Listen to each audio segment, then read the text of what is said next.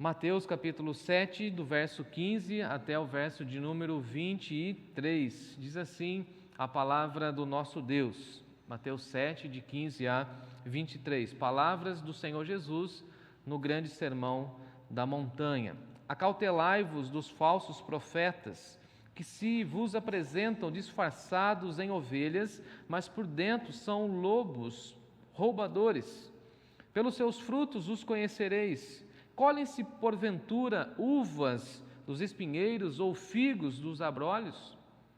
Assim, toda árvore boa produz bons frutos, porém a árvore má produz frutos maus. Não pode a árvore boa produzir frutos maus, nem a árvore má produzir bons frutos. Toda árvore que não produz bom fruto é cortada e lançada ao fogo. Assim, pois, pelos seus frutos os conhecereis. Nem todo aquele que me diz Senhor, Senhor, entrará no reino dos céus, mas aquele que faz a vontade de meu Pai que estás nos céus.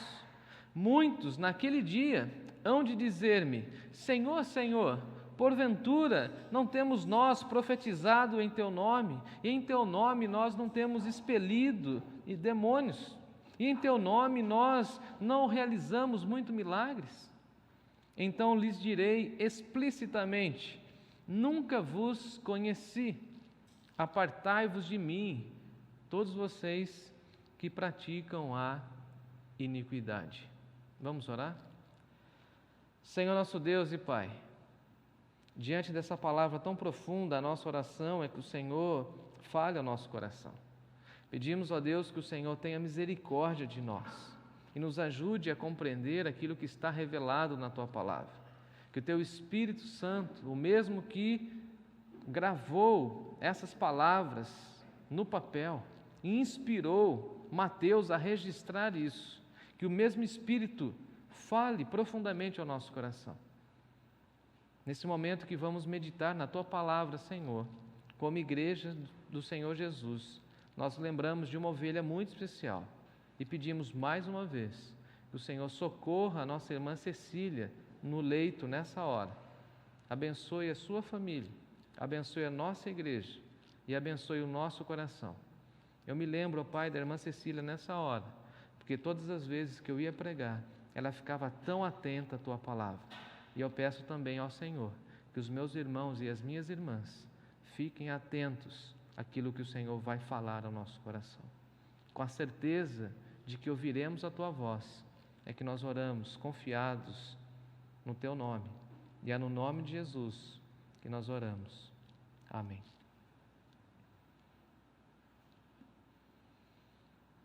Se você tem nos acompanhado, você está por dentro e sabe que nós temos falado, explicado o Evangelho de Mateus e tudo aquilo que nós temos encontrado no livro de Mateus. O livro de Mateus tem se tornado para nós um referencial desde aquele momento em que a nossa denominação nos incentivou a falarmos e a ensinarmos na escola bíblica sobre o Evangelho de Mateus. De lá para cá, em alguns meses, nós já então incorporamos esse Evangelho na nossa leitura e é muito interessante que desde aquele momento do início do ano, quando eu decidi fazer várias exposições dentro do Evangelho de Mateus, eu não sabia, melhor dizendo, que a aula da EBD de hoje teria tanta ligação com o tema que nós vamos falar agora. Porque hoje pela manhã, Lucas, que foi o nosso professor, nos falou da santidade de Deus e mostrou para nós e para os nossos alunos, eu creio que vocês aí nos acompanharam, se você não acompanhou,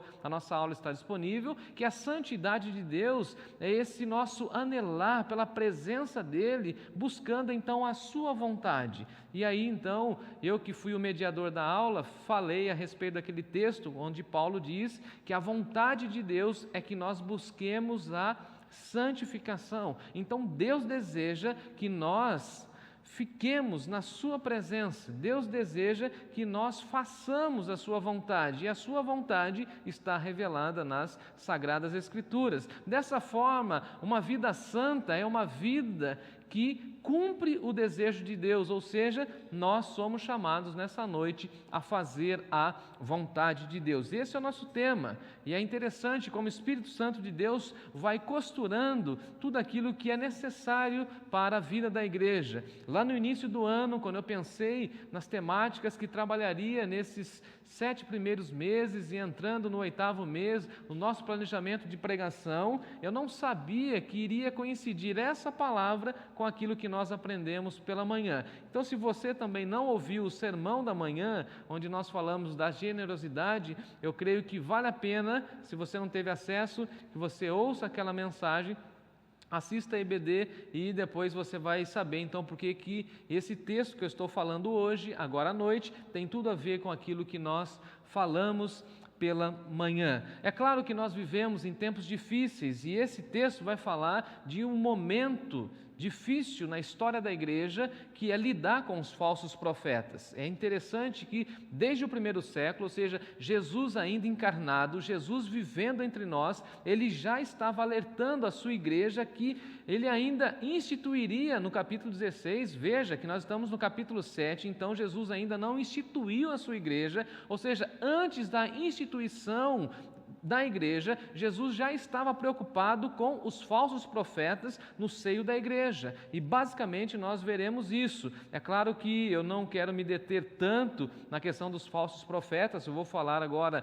nessa primeira parte, fazer uma contraposição com os seus discípulos, com os discípulos de Jesus e mostrar aquilo que Jesus deseja falar para nós a partir desse texto, que é a realidade do final dos tempos, ou seja, Jesus está aqui mostrando para nós que ele um dia estará na presença do Pai como justo juiz e ele então fará a separação dos justos e dos injustos, dos crentes e dos incrédulos, daqueles que praticaram a iniquidade e daqueles que buscaram uma vida de santidade. Então, haverá sim esse dia, e é interessante que Jesus mostra essa realidade para nós com essa expressão, naquele dia. Qual dia? O dia derradeiro, o dia da consumação dos séculos, quando o Senhor Jesus irá separar os bodes das ovelhas, os incrédulos daqueles que são piedosos, como nós temos falado e temos ouvido da parte do Senhor.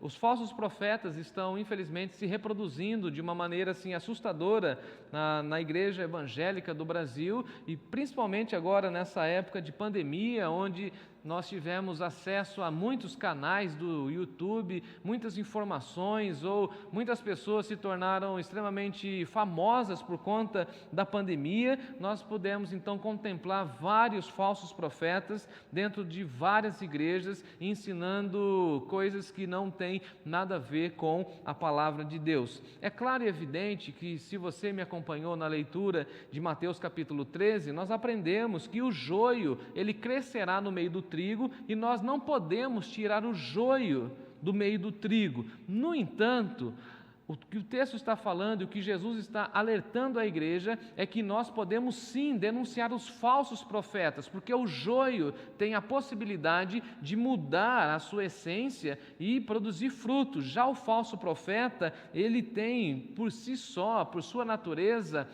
o desejo de minar a igreja, de roubar a energia da igreja. Os falsos profetas nos nossos dias ou nos dias contemporâneos buscam a fama, buscam poder, buscam a influência digital que está muito na moda, o glamour das igrejas, e nós vimos no início da pandemia como eles estavam afoitos a abrir as igrejas, queriam o dinheiro do povo, queria a demanda das pessoas, os holofotes, e que na realidade os falsos profetas, eles não vivem da vontade de Deus ou não buscam a vontade de Deus. Em contrapartida, os discípulos de Jesus se rendem, os discípulos de Jesus buscam fazer a vontade do nosso Deus. E nesse texto nós temos Jesus fazendo uma diferenciação daqueles que falam, que vivem e que fazem a vontade de Deus, daqueles que de fato fazem a vontade de Deus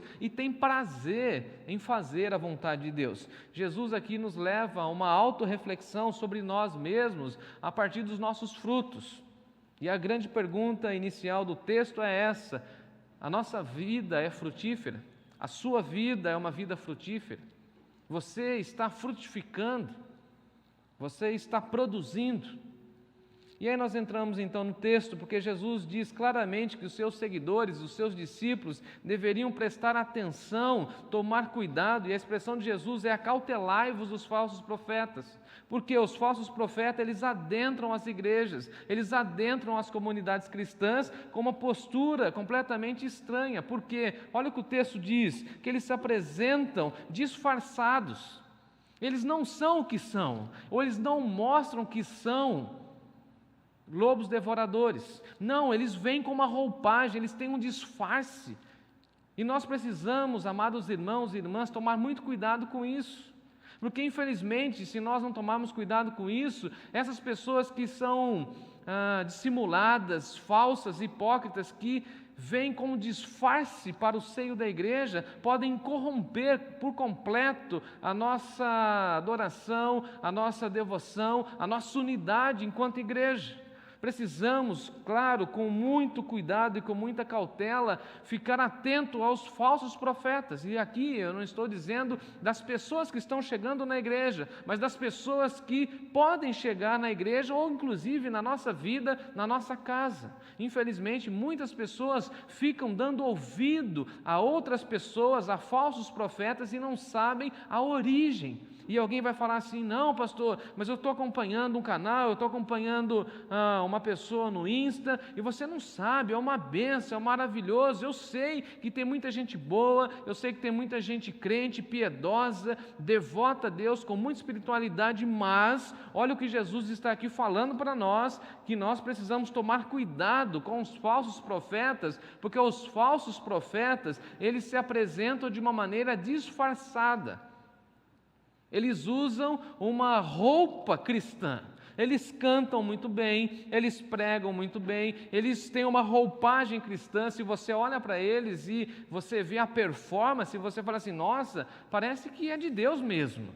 Mas na realidade Jesus fala para nós que esse disfarce, na realidade, está ocultando aquilo que eles são. E que os falsos profetas são? Eles são lobos roubadores. Os falsos profetas, eles se parecem com ovelhas, mas na realidade por dentro eles são lobos roubadores. Eles querem roubar as ovelhas, eles querem levar os recursos das igrejas. E nós precisamos tomar cuidado com isso, porque a expressão lobo devorador era usada para um animal feroz, voraz, com muita força, um destruidor, um devastador. Infelizmente, a gente sabe e conhece relatos de igrejas em que receberam pessoas que se diziam pastores, apóstolos, profetas, e seja lá o que título que quiserem dar para essas pessoas, e essas pessoas depois, infelizmente, destruíram a igreja, devastaram a igreja. Talvez você esteja pensando que essa expressão, ou essa palavra, seja muito dura no momento de pandemia, mas é nesse momento em que as pessoas estão mais vulneráveis é que nós precisamos fazer esse alerta. Você deve seguir, acompanhar e ouvir pessoas que fazem a vontade de Deus e não que ficam falando que fazem a vontade de Deus. Daqui a pouquinho eu vou chegar nessa parte do texto. O texto vai dizer também que o apóstolo Paulo, quando foi se despedir da igreja, disse: olha, eu sei, amados irmãos, que depois da minha partida vão adentrar na igreja lobos vorazes e que vão destruir o rebanho, não pouparão o rebanho. E aí nós entramos no verso 16, que Jesus nos dá uma chave de interpretação para saber se as pessoas que nós temos tido contato, se as pessoas que nós convivemos são de Deus ou não. Olha o que ele diz no versículo 16: pelos seus frutos os conhecereis. Então é o fruto, ou seja, o resultado da vida da pessoa que vai credenciá-la para ser uma pessoa de Deus ou não. Então o fruto vai dizer para nós se essa pessoa é de fato uma ovelha do Senhor Jesus ou se ele é um lobo disfarçado na igreja. Então, o que a gente precisa olhar para a vida das pessoas e fazer uma análise, uma interpretação, uma busca de resultado? O que essa pessoa produziu? O que essa pessoa já realizou? Quais são os frutos dessa pessoa no reino dos céus? Porque uma pessoa que busca fazer a vontade de Deus, uma pessoa que está com a sua vida alinhada à vontade de Deus, é uma pessoa que vai dar fruto. E o fruto será extremamente natural. Agora, tem muita gente que tem o desejo de ser líder, o desejo de ensinar, o desejo de pregar, o desejo de ser um influenciador digital, como está na moda, como eu já disse. No entanto, não tem fruto, não tem resultado. E o que dá credibilidade para nós, no reino de Deus, são os nossos frutos. Os frutos que nós conseguimos produzir com os nossos dons, com os nossos talentos, com os valores que absorvemos da palavra de Deus, com o nosso tempo de espiritualidade, o que a gente produz em relação a tudo aquilo que Deus nos concede por meio da sua graça. Então Jesus fala o seguinte: olha, se você quer saber se determinados líderes, igrejas, movimentos são de Deus ou não, olhem os resultados, vejam os frutos, porque os frutos de uma pessoa vai revelar para nós a qualidade da vida dela, vai revelar para nós a sua espiritualidade, vai revelar para nós a sua devoção, o seu amor a Deus. É interessante que essa expressão, esse verbo no grego, ele é muito importante aqui. Porque aqui Jesus fala o seguinte: pelos seus frutos os conhecereis. E conhecer aqui no grego tem o sentido de testificar, ou seja, os resultados, os frutos da nossa vida testificam aquilo que nós somos diante de Deus. Explico. Essa semana, por exemplo, na sexta-feira, eu precisei ir ao cartório, levar um documento nosso da igreja, que nós levaríamos na imobiliária, e a imobiliária então pediu que o documento fosse autêntico, e aí eu então tive que ir no cartório para fazer a autentificação daquele documento e reconhecer as assinaturas daquele documento, mostrando então que aquele documento é fiel, fidedigno. Ou seja, o que o cartório estava fazendo? Testificando que aquilo é digno, correto, honesto. O que Jesus está dizendo é o seguinte: vocês precisam conhecer os frutos para testificar, para validar, para revelar se aquele fruto veio da parte de Deus. E aí Jesus faz uma pergunta intrigante. Ele fala o seguinte: colhe-se porventura uvas dos espinheiros? Você vai colher uma uva lá nos espinheiros? É lógico isso? Ou você vai colher figos dos abrolhos?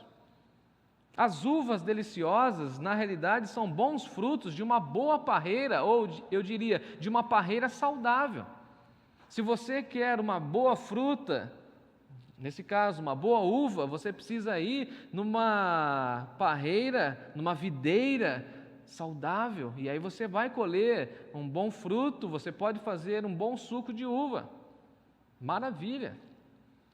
Se você gosta de figo bom ou de figos maravilhosos, que é o meu caso, os figos saborosos são colhidos das figueiras frutíferas, saudáveis, e não dos abrolhos. Então, olha que interessante, as uvas e os figos são frutas nobres. E Jesus está falando o seguinte: esses frutos deliciosos, esses frutos nobres, não se encontram em ervas daninhas, como o espinheiro ou como os abrolhos.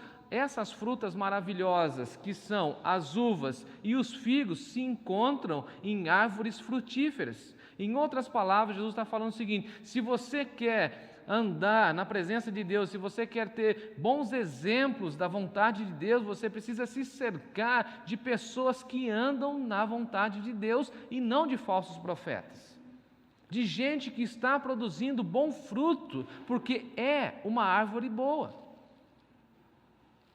Jesus fala de uma maneira muito clara no versículo 17, que toda árvore boa produz bons frutos. Então, o que vai determinar o fruto é a qualidade da árvore. Então, se é uma pessoa, entre aspas, boa, no sentido de que se rendeu ao Evangelho, ela vai produzir bons frutos. Mas se ela é uma pessoa má, que ainda é incrédula, que ainda não se rendeu ao Evangelho, que é egocêntrica, que vive para si mesmo, para os seus projetos pessoais, ela vai produzir maus frutos. Agora, o que é um detalhe muito interessante é o seguinte: a árvore boa produz, mas a árvore ruim também produz.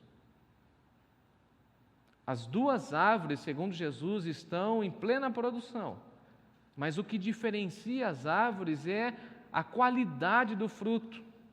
A qualidade do fruto está relacionada com a qualidade das árvores. Olha que interessante essa aplicação espiritual de Jesus no final do seu Sermão da Montanha. Aqueles que são incrédulos, aqueles que ainda desejam questões do ego, da fama, vão ser maus e vão produzir maus frutos. Logo, aqueles que oram a Deus, que buscam a Deus, que conseguem perdoar, que são generosos, que buscam os valores do reino de Deus e colocam esses valores dentro dos seus corações, logo produzirão bons frutos. É muito interessante, queridos, que morando novamente aqui na cidade, é claro que depois de ficar quase 10 anos fora da cidade de Sorocaba, muita coisa mudou desde a primeira vez que eu morei aqui. Agora, uma coisa que eu achei muito magnífica é que agora nós temos uma quantidade enorme de supermercados aqui em nossa cidade. Não é verdade? Temos uma quantidade enorme. Lá na minha cidade, nós chamamos onde vende frutas e verduras como varejão. Eu sei que em São Paulo se chama sacolão. E aqui agora na cidade nós temos várias possibilidades. E dia desses, eu que gosto muito de figo, inclusive, falei para a Natália, eu estou com vontade de comer um figo. E a Natália falou assim: tem um lugar específico que tem frutas selecionadas. É claro, é evidente que o valor ele é correspondente ao padrão da fruta. Mas como eu hoje não posso mais comer ou ter, como que eu posso dizer, uma sobremesa comum, então eu tenho que, por conta da minha alergia alimentar, buscar esse tipo de fruto. E aí então a Natália trouxe aquele fruto maravilhoso, selecionado. E conforme eu fui comendo aquele figo, eu fiquei imaginando a beleza e a riqueza daquela árvore que produzia um fruto tão maravilhoso. Basicamente é isso que Jesus está falando. Se você quer qualquer tipo de fruto, vá em qualquer lugar. Agora, se você quer um fruto bom, duradouro, saboroso, delicioso, você tem que buscar numa igreja séria, em pessoas sérias. Se você quer qualquer tipo de conselho, peça para qualquer pessoa. Mas vai ser conselhos maus. Agora, se você quer um conselho bom, que muda o rumo da sua vida, que te coloca no caminho de Deus, busca alguém que faz a vontade de Deus. Se você quer mudar o curso da sua história, procure orientação de pessoas que amam a Deus, de pessoas que passam tempo em oração, não para os falsos profetas. Não para aquelas pessoas que são levianas na sua espiritualidade, não nas pessoas que não têm nenhum compromisso com a igreja local. Busque frutos, mas não somente frutos, busque bons frutos. Eu diria, busque frutos selecionados. Se você quer ter pessoas que influenciam a sua vida, olhe para ver se essas pessoas estão fazendo a vontade de Deus, se elas se submetem à vontade de Deus, se elas se rendem à vontade de Deus, porque a vontade de Deus é clara para nós, é límpida para nós, é um padrão de santidade. Agora, tem muita gente que não tem santidade, não tem uma moral ilibada e fica ensinando, fica pregando, fica anunciando, fica orientando pessoas. Isso está errado. Porque não conseguiremos produzir bons frutos em nós se as pessoas que nos influenciam são pessoas que são de árvores más. Agora, se nós nos cercarmos como igreja de pessoas que são árvores frutíferas, pessoas que buscam a vontade de Deus, logo a nossa vida será influenciada pelos bons profetas. Porque olha que interessante, se tem os falsos profetas, amados irmãos, qual que é o oposto disso? Se tem o falso, tem o quê? O verdadeiro, ou os verdadeiros profetas. E aí nós precisamos ter esse entendimento, de que nós precisamos buscar pessoas equilibradas, pessoas sábias, para nos orientar na palavra de Deus, para que nós tomemos decisões acertadas, para que os nossos amigos, as nossas redes de relacionamentos, sejam pessoas que estimulem a nossa vida espiritual, para que a nossa igreja continue crescendo na espiritualidade, e vocês que estão aí aguardando o momento para se achegarem à igreja e conhecerem a igreja de uma maneira presencial, esse momento está chegando. Agora, venham para somar, venham ficar com a gente. Nós temos várias, eu diria, limitações físicas. O nosso templo, ele é pequeno, nós temos as colunas que nos atrapalham, mas nós temos um amor pela palavra, um zelo pela palavra, e nós todos que ensinamos, queremos fazer a vontade de Deus. Queremos trilhar o caminho da santidade, como nós aprendemos hoje pela manhã, e queremos que a nossa vida seja frutífera. Queremos que as pessoas olhem para nós e falem o seguinte: olha, eu vejo defeito, eu vejo situações que eles precisam melhorar, mas eu vejo eles crescendo, eu vejo eles buscando, eu vejo eles querendo frutificar para a glória do nome do Senhor. A Bíblia diz que os frutos, um exemplo, os frutos do nosso casamento são os filhos. Frutos, filhos do ventre. E a pergunta é: os nossos filhos são bons frutos? Os nossos casamentos frutificam para a glória de Deus? Os nossos dons são colocados diante da igreja como os bons frutos, e a igreja vê que nós usamos os nossos dons, os nossos talentos, as nossas capacidades para a expansão do Evangelho, para a expansão do reino de Deus, ou nós ficamos encolhidos com os nossos dons e talentos? Será que o mundo está vendo que nós estamos produzindo, estamos avançando? Ou se nós estamos nos cercando de pessoas que dão conselhos que não têm nada a ver com a palavra do nosso Deus? Agora, se nós quisermos dar bons frutos, nós precisamos investir na nossa alma, investir na nossa espiritualidade, investir na nossa devoção, e eu diria o seguinte: investir em boas amizades, em bons relacionamentos, porque quando nós precisarmos de um conselho, virá um conselho de uma pessoa frutífera, eu diria, de bons frutos. Quando a gente estiver deprimido, para baixo, cabisbaixo, desanimado, alguém vai nos levantar, mas não com uma palavra de autoajuda, mas com uma palavra da Bíblia, de Deus. É interessante, queridos irmãos e irmãs, que em alguns momentos, como pastor, eu aconselho e busco não animar, mas incentivar pessoas com versículos, com orações, com mensagens, mas em alguns momentos também eu recebo algumas mensagens maravilhosas, e as mensagens mais incríveis que mexem com o meu coração, agora eu lembrei da expressão, que me encorajam, são quando alguns irmãos enviam um versículo para mim assim, de encorajamento, de força, no início da semana, ou no final da semana, quando aquela semana foi cheia de trabalho, cansativa, e vem aquele verso, aquela ligação, aquele áudio no WhatsApp que invade o coração e encoraja. É disso que nós precisamos, e por isso nós queremos que a nossa igreja seja estabelecida nessa visão, em que todos nós devemos buscar fazer a vontade de Deus, porque nós queremos ser pessoas frutíferas no reino dos céus e queremos que a nossa igreja também seja uma igreja frutífera. Agora, Jesus fala assim no verso 19: toda árvore que não produz bom fruto é cortada. Olha que interessante, não é opcional a árvore produzir, todas as pessoas precisam produzir. Agora, o que está em pauta para Jesus é o seguinte: a qualidade daquilo que você vai produzir. Você tem que produzir. Agora, o que Jesus espera que você produza é uma vida de acordo com a vontade de Deus. Isso é um bom fruto. Então, o que significa um bom fruto aqui na linguagem de Jesus? Viver para a vontade de Deus. E se nós não fizermos isso, olha o que Jesus diz para nós no verso 19.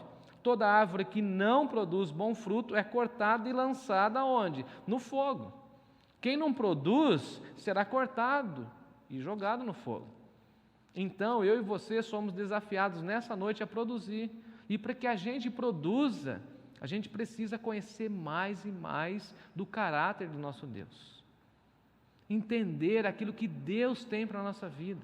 Eu diria, buscar aquilo que Deus já planejou. Porque a Bíblia diz que Deus já tem os planos traçados para nós. E quando a gente entende a vontade dEle, é quando a gente coloca a nossa vida em alinhamento com a vontade de Deus. Coisa linda é isso. Eu me lembro quando criança, em Rio Claro, e o Timóteo falou assim, isso.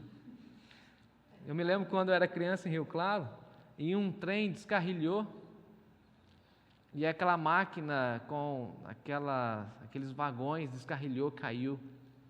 E eu me lembro que foi maravilhoso o dia, e nós ficamos, um monte de criança, né? Eu morava no bairro periférico, ficamos lá, várias crianças olhando aquela máquina caída, aquele trem, aquela composição locomotiva, e a gente falava assim, mas será que isso vai voltar a andar? Até que um dia chegou caminhões, guindastes, naquela época era da FEPASA, aí você pode imaginar quantos anos que eu tenho, né? Aqui em Sorocaba era da Mogiana, né?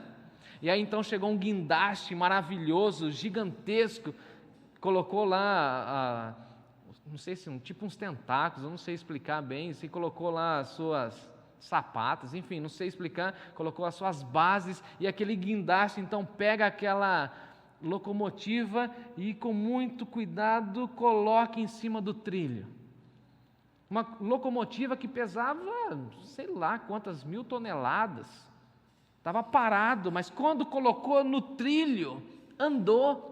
A nossa vida anda quando a gente entra no trilho, quando a gente entra na vontade de Deus, quando a gente entende a vontade de Deus. Porque tem muita gente que fala, que conhece a vontade de Deus, mas não vive a vontade de Deus. Não é saber a vontade de Deus, é viver. Não é querer buscar a vontade de Deus, é internalizar a vontade de Deus. É buscar a vontade de Deus, é anelar a vontade de Deus, é não querer errar mais, é ser santo, é buscar uma vida de perfeição, é querer ser uma pessoa referencial só porque está fazendo a vontade de Deus. Agora, a parte prática e aplicável é o seguinte: quando a gente faz a vontade de Deus, parece que tudo vai se encaixando. É como se fosse um quebra-cabeça. Quando você coloca as peças corretas nos lugares corretos, as outras peças vão se encaixando. Quando você começa a buscar a vontade de Deus, o seu casamento melhora, a sua relação com seus irmãos melhora, com seu pastor melhora, com seus colegas de trabalho melhora, com seus filhos melhora. Tudo vai se encaixando. Porque você está buscando um alinhamento com a vontade de Deus. Você não está mais fora da vontade de Deus. Você está ouvindo pessoas de Deus que estão querendo o seu crescimento. E aí você começa a florescer. Aí você começa a frutificar. E os seus frutos são maravilhosos. Os seus frutos são saborosos. Os seus frutos são deliciosos para a glória de Deus. No verso 21, Jesus fala o seguinte: tomem cuidado, porque é o seguinte, lembrando que o começo do texto fala dos falsos profetas, e olha o que ele diz, um alerta: nem todo aquele que me diz Senhor, Senhor, entrará no reino dos céus. Porque tem gente que fala o seguinte: eu vou chamar Jesus de Senhor, e por isso eu já estou no céu. Ou um amigo meu de infância, infelizmente ele ainda está longe do Evangelho, quando ele me encontra, ele fala assim: Gé, só porque você é pastor eu já vou estar no céu, não vou? Eu falei: não faz isso, não fala isso, não pensa isso. Ele pensa, na ignorância dele, eu já tentei explicar não sei quantas 1000 vezes, que não é porque ele me conhece, e porque eu sou pastor, que ele tem acesso ao reino dos céus. Então ele pensa que a senha é somente chamar Jesus de Senhor, e aqui Jesus está falando o oposto disso. Nem todo aquele que me diz Senhor, Senhor, entrará no reino dos céus. E a pergunta é, então qual é a senha para adentrar ao reino dos céus? Qual é a senha para ter acesso à presença de Deus? E Paulo, inclusive, usa a expressão prosagoge no grego, lá em Efésios, falando que Jesus é que nos leva à presença de Deus. É Jesus que nos faz a ligação. Como o Novo Testamento vai dizer para nós, Jesus é o nosso intermediário. E por isso precisamos reconhecer que é Ele, Jesus, que nos leva à presença de Deus, e é Ele, Jesus, que nos ensina tudo a respeito da vontade de Deus. Então, se você e eu queremos entrar no reino dos céus, qual é a senha? A senha é fazer a vontade de Deus. Porque quando a gente entende a vontade de Deus para as nossas vidas, a gente se torna mais obediente, mais manso, mais pacificador, mais generoso, mais bondoso, amoroso e todas as virtudes do reino dos céus. Então não adianta dizer Senhor, Senhor e não se submeter a Jesus. Você deve conhecer pessoas assim. Só fala o seguinte, não, eu reconheço que Jesus é o Senhor, mas não vive debaixo do senhorio de Jesus. Nunca ouviu a voz de Jesus falando assim, vem e segue-me, e aceitou o desafio.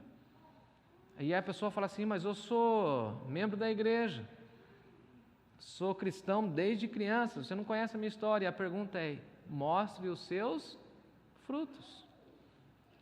Deixe em evidência os frutos da sua vida.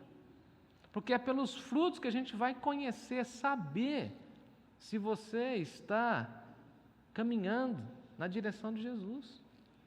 Então qual é a senha? E Jesus aqui no verso 21 faz isso, mostra para nós. A senha de entrada no reino dos céus é fazer a vontade do Pai que estás nos céus. Então, se eu faço a vontade de Deus, eu tenho certeza no meu coração que eu sou filho de Deus. Porque lembrando aquilo que Paulo nos ensina, que o Espírito Santo de Deus testifica no nosso coração. Lembra-se disso? Se eu estou buscando a vontade de Deus, o meu coração diz para mim que eu sou filho de Deus. Se eu estou buscando a vontade de Deus, eu tenho certeza de que o meu nome está escrito no livro da vida. Se eu estou buscando a vontade de Deus, eu posso gozar da paz de Deus invadindo o nosso coração. E aí Jesus fala o seguinte, tomem cuidado, porque naquele dia, verso 22, muitos vão dizer o seguinte, Senhor, Senhor, nós profetizamos em Teu nome. Tomem cuidado com essa gente da profecia. Está na moda, gente lançando profecia em tudo quanto é lugar. Agora nas mídias sociais, então, eu assim recebo dezenas. Eu profetizo isso, profetizo aquilo, cuidado com esse povo aí. Olha o que Jesus está falando. Tem muita gente que ficou profetizando a vida inteira e eu não conheço. Tem muita gente que diz que expulsou muito demônio e eu também não conheço. Tem muita gente que fez muitos milagres. Engraçado que as igrejas dos milagres sumiram na pandemia, né? Por que eles não realizaram milagre em grande escala? Por que não curaram o Brasil? Aí fica esse monte de campanha de orar na frente do hospital. Por que esse povo não fez e realizou muitas coisas gigantescas? Porque não são de Deus. Os frutos demonstraram isso. Haja vista que nós, na nossa humildade, pregando o Evangelho, seguimos aconselhando, seguimos curando, no sentido de mostrar a palavra que cura. Seguimos anunciando o Evangelho da paz, seguimos aconselhando, seguimos abraçando, acolhendo pessoas que estão feridas e que precisam de uma comunidade de fé. E Jesus está falando, olha, não é pela performance que se alcança o reino dos céus, é pela devoção, é pelo quebrantamento, é pela humildade. Então, versículo 23, e caminho para o final, lhes direi explicitamente, nunca vos conheci, Apartem-se de mim, vocês que estão vivendo na iniquidade. Agora, Jesus diz que conhece quem? Quem? As suas ovelhas. E Ele conhece as suas ovelhas pelo nome. Então, quem faz a vontade de Deus é conhecida de Jesus. E Ele chama pelo nome. Amado irmão, amada irmã, continue fazendo a vontade de Deus, continue trilhando o caminho da santificação. Por quê? Porque no dia que chegar o nosso momento, a nossa hora de partida, Ele nos chamará pelo nome. Aqueles e aquelas que não são de Deus, Ele vai falar o seguinte: não conheço você, você não viveu para mim. Mas aqueles e aquelas que caminharam resolutos, dependentes da vontade de Deus, Jesus vai falar assim para nós: eu conheço você, você viveu para mim, você renunciou tudo, você abandonou tudo, você foi o meu amigo, você foi o meu discípulo, você brilhou naquele mundo em trevas, eu te conheço, vinde benditos para a casa do meu Pai. Pense nisso. Jesus conhece você e você precisa conhecer mais de Jesus, andar com Jesus e ser igualzinho a Jesus. Que Deus aqueça o seu coração nessa semana e que a palavra dele continue a falar ao nosso coração. Que Deus nos abençoe. Amém.